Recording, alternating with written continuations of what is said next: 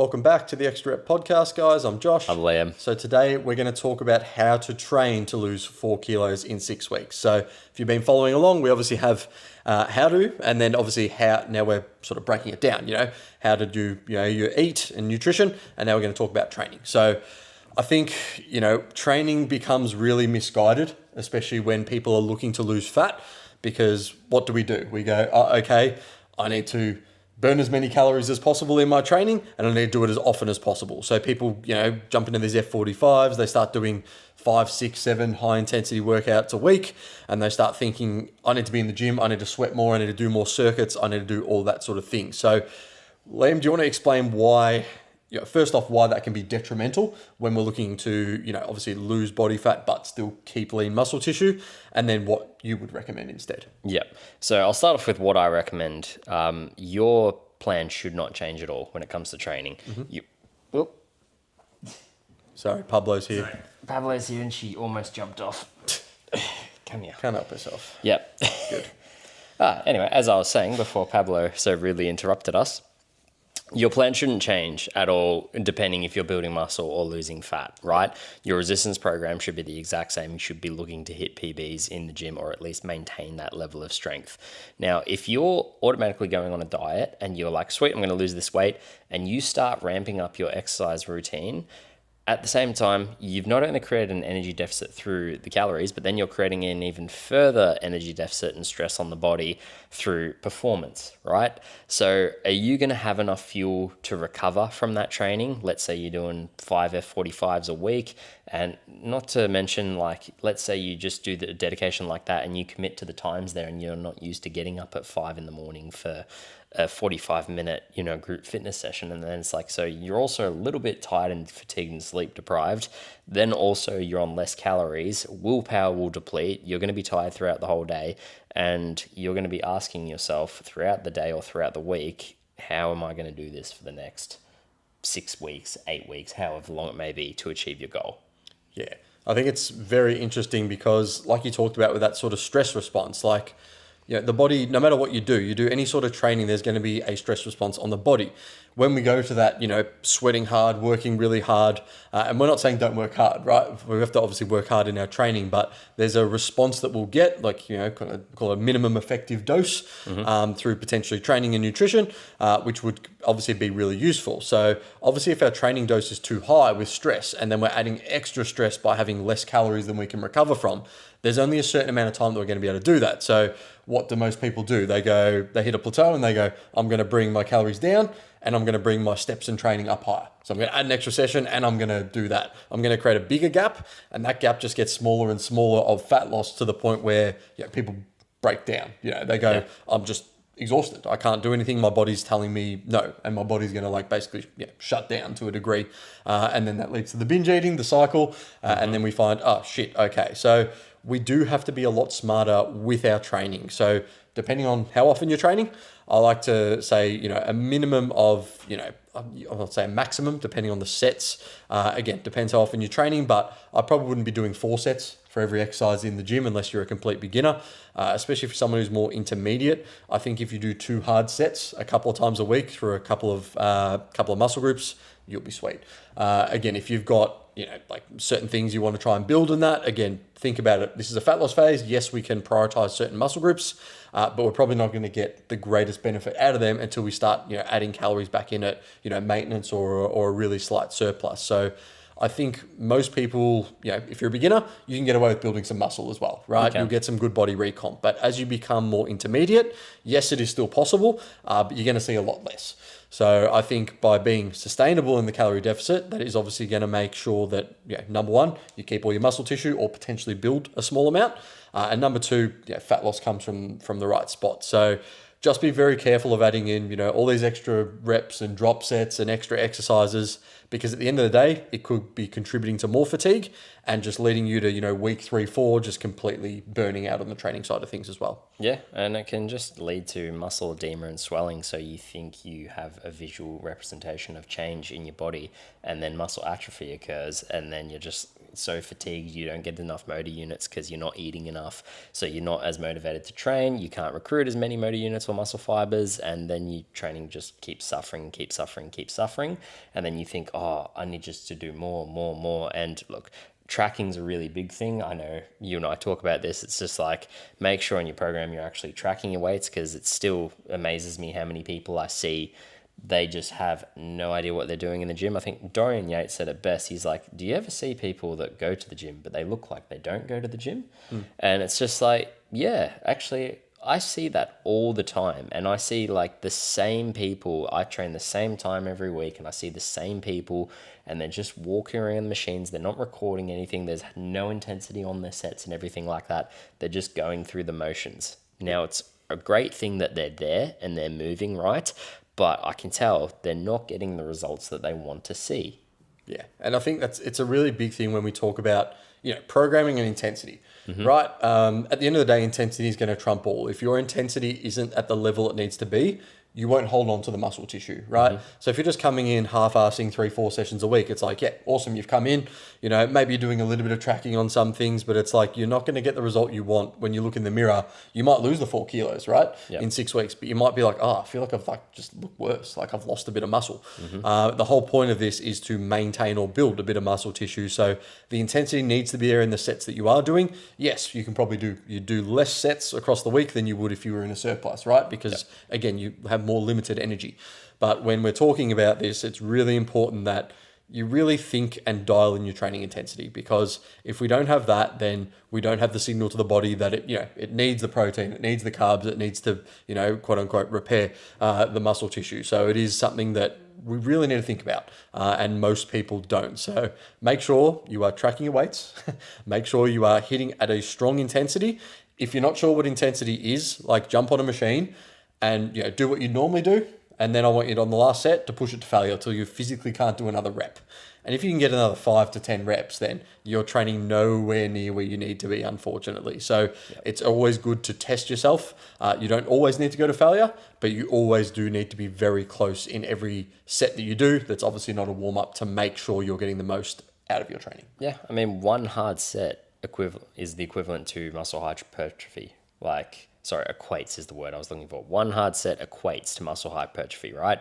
And that could be in the 4 rep range, it could be in the 6 rep range, it could be the 8 or the 9 rep range, as long as you took that muscle to specific failure. Now, I say specific because sometimes you can get a little bit past failure if you have someone with you, like, that can assist you and sort of get some forced reps out.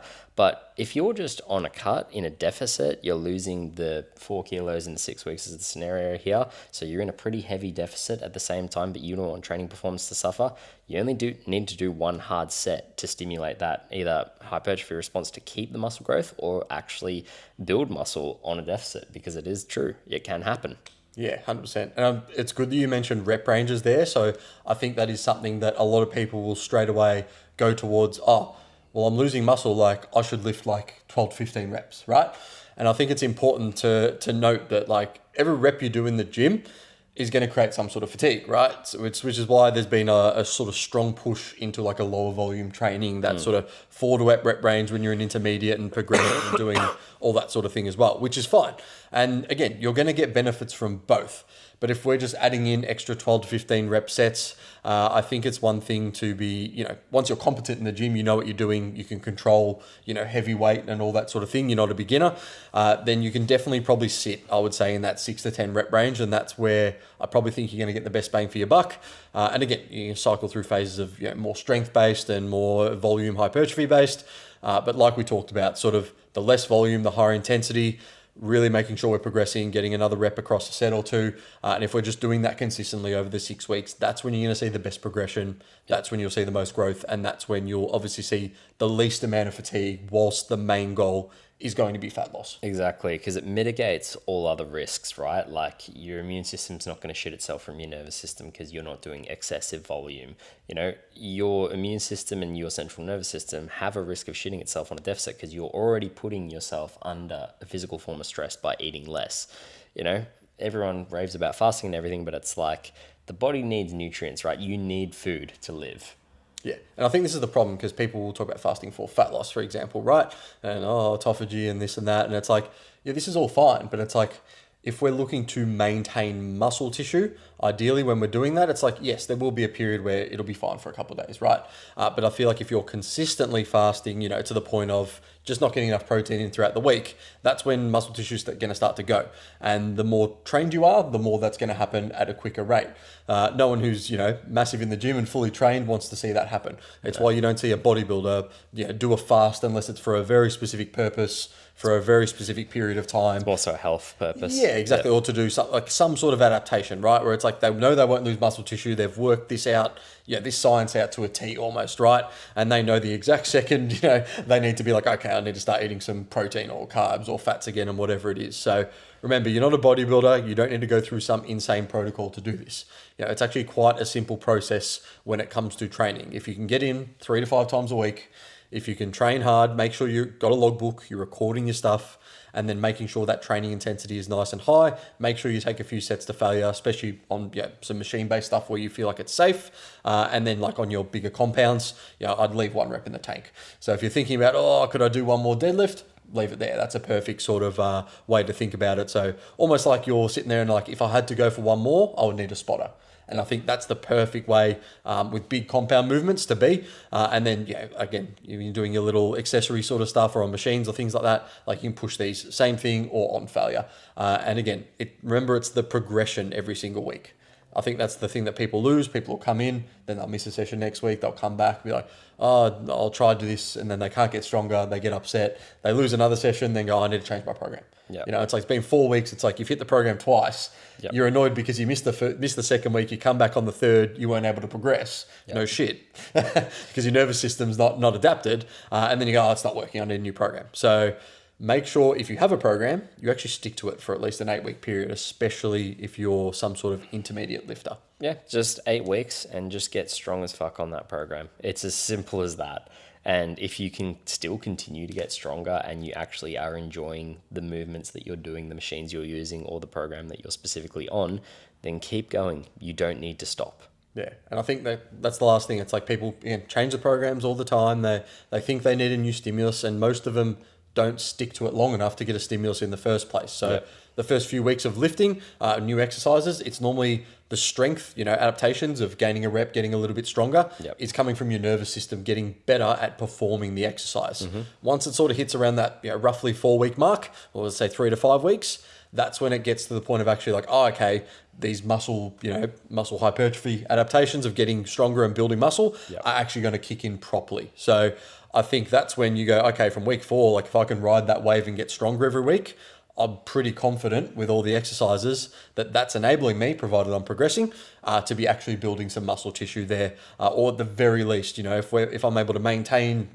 my 80 kilo bench press for 8 reps across the 6 weeks of the deficit, I know I won't lose muscle tissue either, which I think is also important. It's really interesting that you mentioned people want a new stimulus, and people don't realize that the exact same exercise that you did last week, but you did 1.25 kilos heavier this week, is a new stimulus. And it's that new stimulus that you're looking for the results that you're looking for. 100%. You don't need to change the exercise.